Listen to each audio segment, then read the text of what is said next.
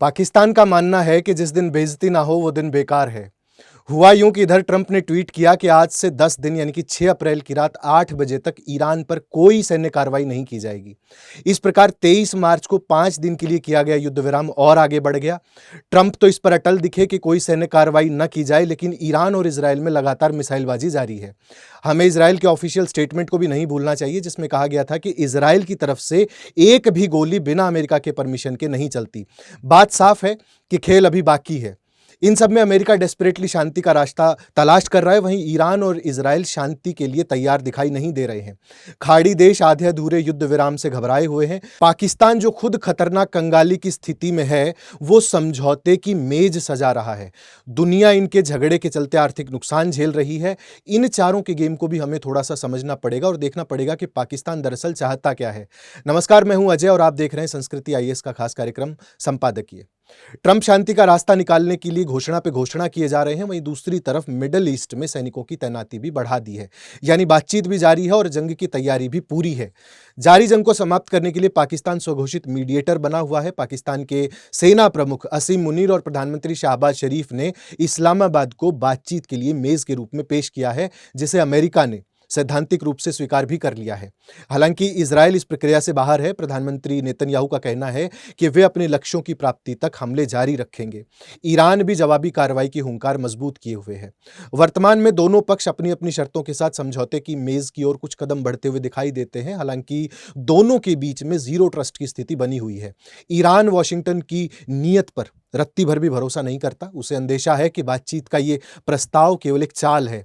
Tehran ने Trump की वार्ता टीम के प्रमुख चेहरों, जिनमें ट्रंप के दामाद जेरेड कुशनर और स्टीव विटकॉफ के साथ कोई भी बात करने से मना कर दिया है, क्योंकि वे उन्हें ओमान और जेनेवा वार्ताओं के कड़वे अनुभवों के आधार पर धोखेबाज मानते हैं। ईरानी पक्ष अमेरिकी उपराष्ट्रपति जेडी वेंस को इस मेज पर चाहता है, क्योंकि वेंस का मानना है कि अमेरिका मिडल ईस्ट में युद्ध करके खुद को मुसीबत में डाल रहा है। अमेरिकी राष्ट्रपति डोनाल्ड ट्रंप ने पाकिस्तान के माध्यम से ईरान को 15 सूत्रीय योजना भेजी।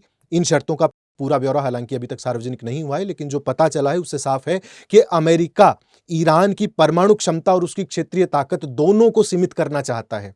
अमेरिका चाहता है कि ईरान अपना एनरिच्ड यूरेनियम खत्म करे, परमाणु हथियारों की दिशा में कोई कदम ना बढ़ाए, लेकिन ईरान इसे अपनी शांतिपूर्ण परमाणु अधिकार का हिस्सा मानता है और वो पूरी तरीके से पीछे हटने को तैयार नहीं है। हां, सुरक्षा की गारंटी अगर मिले तो कुछ हद तक समझौता इसमें संभव हो सकता है।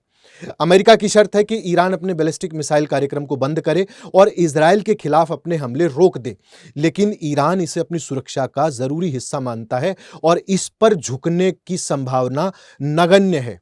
इसमें एक मुद्दा क्षेत्रीय प्रभाव का भी है। अमेरिका चाहता है कि ईरान लेबनान और अन्य क्षेत्रों में अपने समर्थित समूहों, जिन्हें हम प्रॉक्सी कहते हैं, को समर्थन देना बंद कर दे और स्ट्रेट ऑफ हॉर्मुज जैसे महत्वपूर्ण समुद्री मार्ग पर अपनी पकड़ को थोड़ा सा ढीला कर दे।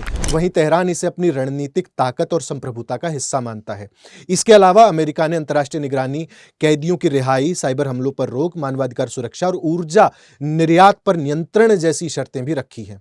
अमेरिका का कहना है कि अगर ईरान इन सभी शर्तों को मानता है तभी उस पर लगे प्रतिबंध हटाए जा सकते हैं। कुल मिलाकर ईरान ने अमेरिकी शर्तों को कठिन बताया है और शायद वो इन पर कभी तैयार भी नहीं होगा।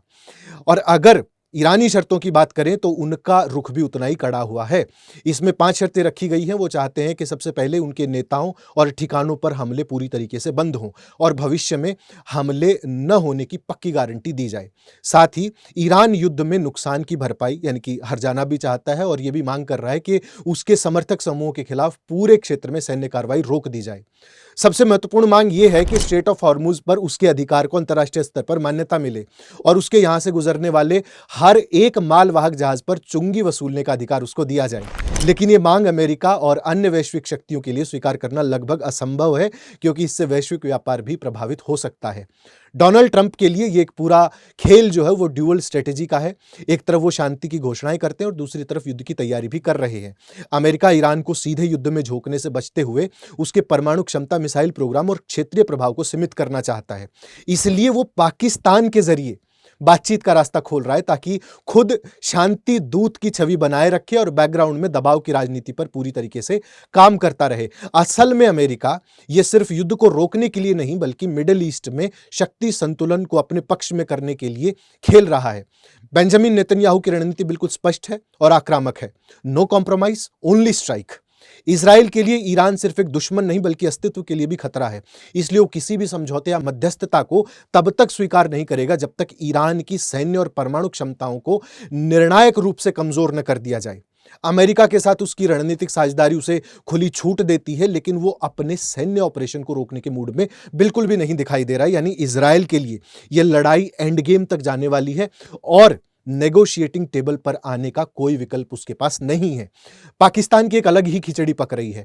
वो चाहता है कि उसे इस मामले में मीडिएटर बनाया जाए। अब ये वो खुद कह रहा है या अमेरिका बोल रहा है, कहना मुश्किल है। ईरान ने जब उसे युद्ध में उसका साथ देने के लिए इन्वाइट किया और कहा कि मुस्लिम उम्मत का हवाला हम आपको दे रहे हैं, आप लड़ाई में शामिल होइए, तो वो अफगानिस्तान के साथ झूठ मूठ की लड़ाई में शामिल हो गया और अमेरिका को यह चूरण बेचा कि मालिक हम तो खुद युद्ध में फंसे पड़े हैं, या किसी और की मदद हम कैसे कर सकते हैं। अब जो उसे लगने लगा है कि ईएमआई आने वाली है और पैसे कहां से आएंगे, तब दोबारा से खुशामद करने की पूरी कोशिश कर रहा है। इससे मालिक की इज्जत भी बचेगी और उसको डॉलर भी मिलेंगे। ये गजब का प्लान है पाकिस्तान का। तो कुल मिलाकर स्थिति बहुत पैराडॉक्सिकल है। खुद आर्थिक संकट में है और दुनिया को शांति का रास्ता दिखाने चला है पाकिस्तान। आपको यह भी बता दें कि पाकिस्तान के इतिहास में कभी ऐसा नहीं हुआ कि 23 मार्च की गणतंत्र दिवस की एनुअल प्रोग्राम को रद्द करना पड़ा हो। अब यह बेबसी नहीं है तो और क्या है। सरकारी दफ्तरों का काम घटा करके 4 दिन कर दिया गया है। सरकारी कर्मचारियों का वेतन 5 से 30% तक काट दिया गया है और मंत्रियों और अधिकारियों के गैर जरूरी विदेशी दौरों पर पूरी तरीके से रोक लगा दी गई है। ये फैसले देश में गहराते आर्थिक संकट की गंभीरता को साफ साफ दिखाते हैं। खामेनेई की मौत के बाद पाकिस्तान की शिया आबादी में जबरदस्त आक्रोश फैल गया था। कराची में प्रदर्शनकारियों ने अमेरिकी वाणिज्य दूतावास पर हमला करने की कोशिश भी की, जहां अमेरिकी गोलीबारी और दंगों में लगभग 35 लोग मारे गए थे। हालात इतने संवेदनशील हो गए थे कि सेना प्रमुख जनरल आसिम मुनीर को खुद मैदान में उतरना पड़ा था और उन्होंने शिया धर्मगुरुओं के साथ एक बंद कमरे में बैठक की और बहुत ही कठोर लहजे में चेतावनी दी। उन्होंने स्पष्ट कहा कि ईरान के प्रति सहानुभूति रखने वाले पाकिस्तान छोड़कर ईरान चले जाएं। ईरान की आग अभी धधक रही है और पाकिस्तान की पश्चिमी सीमा पर अफगानिस्तान के साथ खुली जंग शुरू हो चुकी है। पाकिस्तान ने आरोप लगाया कि तालिबान की जो सरकार है, तहरीक तालिबान जैसे आतंकियों को पनाह दे रही है, जो पाकिस्तान के सैन्य ठिकानों पर हमले भी कर रहे हैं। फरवरी के अंत में पाकिस्तान ने काबुल और कंधार पर हवाई हमले किए, जिसमें सैकड़ों अफगान नागरिक मारे गए थे। पाकिस्तान के लिए सबसे बड़ी चुनौती उसका सऊदी अरब के साथ हुआ रक्षा समझौता है, जो सितंबर 2025 में हुआ। इस समझौते के अनुसार सऊदी अरब पर हमला पाकिस्तान पर हमला माना जाएगा, लेकिन दूसरी तरफ ईरान एक पड़ोसी मुल्क है जिससे पाकिस्तान का 900 किलोमीटर का बॉर्डर भी साझा होता है। यह पाकिस्तान के लिए अपने आप में एक बहुत संवेदनशील स्थिति है कि वो क्या करे। अब आप ही एक बात बताइए कि ऐसी कंडीशन में पाकिस्तान ने इस युद्ध में खुद को मीडिएटर के रूप में पेश तो कर दिया है। दरअसल पाकिस्तान चाहता है कि ईरान फ्री हो तो इधर एनर्जी सप्लाई उसकी चालू हो जाए, अमेरिका की वो इज्जत बचा ले, और अगर ऐसा हुआ तो उसको कुछ बख्शीश भी मिल सकती है। ईरान युद्ध ने पाकिस्तान की उन आर्थिक फॉल्ट लाइंस को उजागर कर दिया है जो दशकों से छिपी हुई थी। आज पाकिस्तान की स्थिति यह है कि वो पूरी तरीके से दुनिया भर में भीख मांग रहा है ताकि उसकी रोशनी न बुझे। खाड़ी देशों में काम करने वाले लाखों पाकिस्तानी कामगारों की नौकरियां खतरे में हैं, जिससे वहां से आने वाला जो रेमिटेंस है वो भी रुकने का डर है। यह युद्ध पाकिस्तानियों के लिए केवल एक बाहरी संकट नहीं बल्कि उसके अस्तित्व की लड़ाई बन चुका है। इसमें एक परमाणु संपन्न मुल्क अपनी रणनीतिक गलतियों और दूसरे के युद्ध की आग में जलकर खुद को कंगाल होता पा रहा है। यह मुंगेरी लाल के हसीन सपने हैं, ना इनको कोई पूछ रहा है, ना इनके यहाँ कोई आना चाहता है। बाकी तुक्का है, लग जाए तो क्या बुरा है। जानकारों का तो यही निष्कर्ष है कि पाकिस्तान की बस का नहीं है। बहुत बहुत धन्यवाद।